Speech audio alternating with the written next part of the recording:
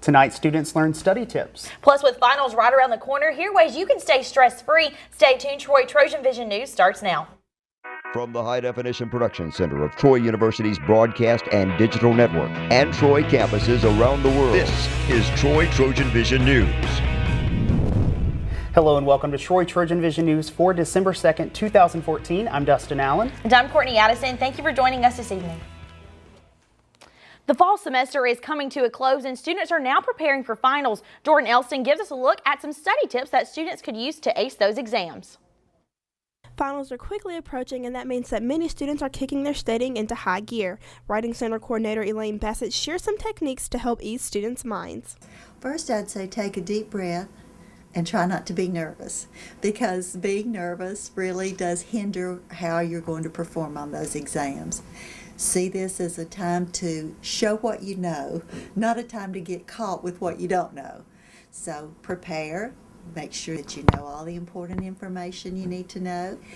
Get a good night's sleep. Try not to stay up all night the night before your finals. Eat well so that your body has good fuel, and get a little exercise. Study a while, get out and walk around a little bit. Most students aim to score high on their finals to help improve their final grade. So I've asked some students for study tips that'll help others score high on those finals. Start studying early, don't procrastinate, and don't stress. Don't stress yourself out, and just, if you don't like studying alone, find a study group, study with some friends, make studying fun. Definitely don't wait till the night before, obviously. I usually study for each final like a week in advance, and I just try and focus on one test at a time based off which is coming first, so that way your mind isn't in a trillion places at one time. And for those that need a little last-minute assistance, Bassett says there are still resources available to students. But I'll be here in case somebody has a last-minute problem they need to work on. We can help them with that. And I know that the Natural Science Center, which focuses on tutoring in math and science, it will also be open all this week and next week. So, yeah, there are lots of places on campus where students can get help, even up to the very end. Jordan Elston, Troy, TrojanVision News. And all that studying builds up to actually taking the exam. And those exams start on Thursday, December 5th and run through Wednesday, December 11th.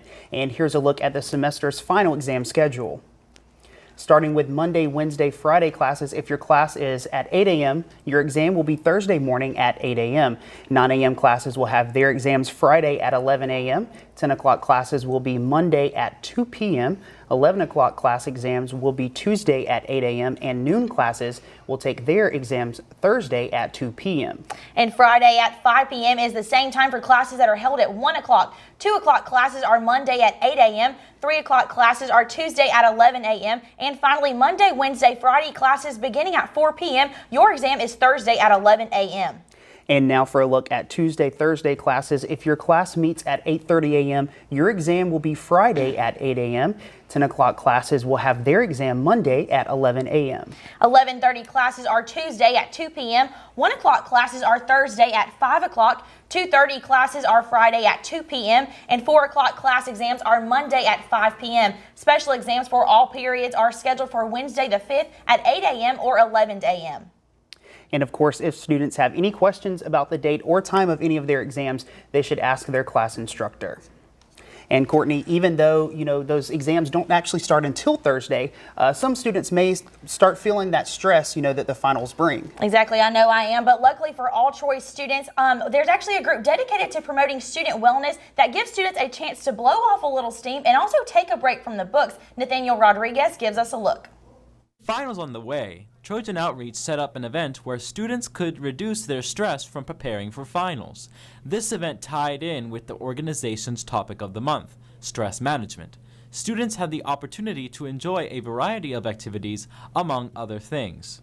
We have a giant water pong with trash cans out behind me, and we have giant games like Jenga and checkers and cards. We have an inflatable slide, and it's all for free, and students can get different Troy gear if they participate. We have like koozies and stress balls, and we have stress management packets to hand out as well. The packets distributed by Trojan Outreach contain several tips on how to manage stress, and even references to the counseling center for students whose stress levels had gotten too high. Students at the event enjoyed the activities as a way to unwind from their tension. I think it's pretty cool. It takes a lot of the stress off for finals week, gets you relaxed and ready to go in and take your exams. Nathaniel Rodriguez, TrojanVision News. And there will be plenty of other ways for students to relieve some pre-exam stress on campus, including the Dead Day Cram Jam Battle of the Bands in the campus dining facility tomorrow from 9 to 11 p.m. And now taking a look at news from around the state. Out of Birmingham, UAB announced the decision to shut down the football program minutes after President Ray Watts met with the Blazers players and coaches. UAB made the decision after a campus-wide study conducted by a consulting firm over the past few years. Watts says financial realities are starker than ever and demands that we take decisive action for the greater good of the athletic department and for UAB. He says UAB subsidies 2/3 of the $30 million of the operating budget. And in Arab, police are cracking down on drivers who ignore the stop signs on school buses. The assistant police chief says drivers failing to stop at the signs has become an issue recently, especially on Main Street. And out of Montgomery, Democratic State Senator Quentin Ross is the new minority leader in the Alabama Senate. The Senate Democratic Caucus announced that it picked Ross to replace Senator Vivian Davis Figures, who did not seek another term. The caucus said Figures will become the group's treasurer. And still to come on Troy TrojanVision News, the men's basketball team will look to break their 3-game losing streak tonight. Clay Yeager will have more when he joins us in sports. And many people opt to shop from home during the holiday season, but some malls are taking extra measures to get customers in the stores. We'll tell you how after the break. Stay with us. Malls want to get shoppers off their computers and back into stores this holiday season. I'm Paula Reed in McLean, Virginia, and I'll show you how they plan to do it.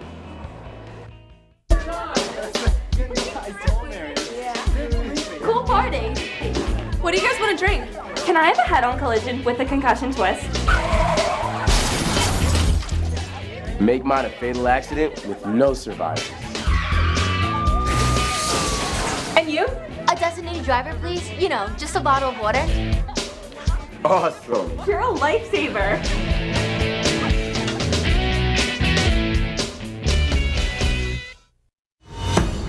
The warrior spirit. It's in there. Always has been. Now let it out and take the world by fire. Train well and learn what it means to be a Troy Trojan. Walk with confidence, conquer, claim territory, and climb ladders. Know that you have the power to stand alone, but the comfort of knowing that you'll never have to. Discover your inner warrior. Find it at troy.edu/spirit. Now, the latest in Trojan sports on Troy TrojanVision News. As the Troy football program welcomes new head coach Neil Brown, some would expect a rebuilding period. However, Brown is not new to having a successful season and going to bowl games.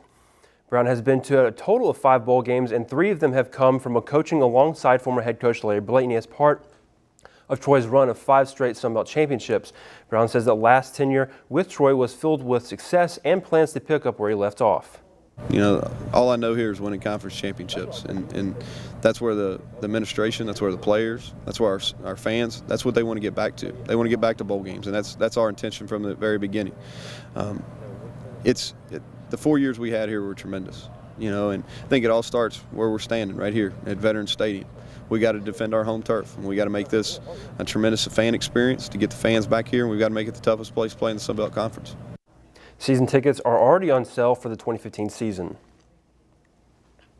The men's basketball team will look to dig themselves out of a 3-game losing streak tonight as they take on a struggling Alcorn State team. The Braves have played 1 more game than the Trojans with a record of 1-4, while the Trojans go into the arena tonight with a record of 1-3. However, the Trojans are 1-1 on their home court, while the Braves are 0-2 away. Assistant coach Marcus Grant says that even though their record does not show that they have athletic ability, and there will be a tough matchup.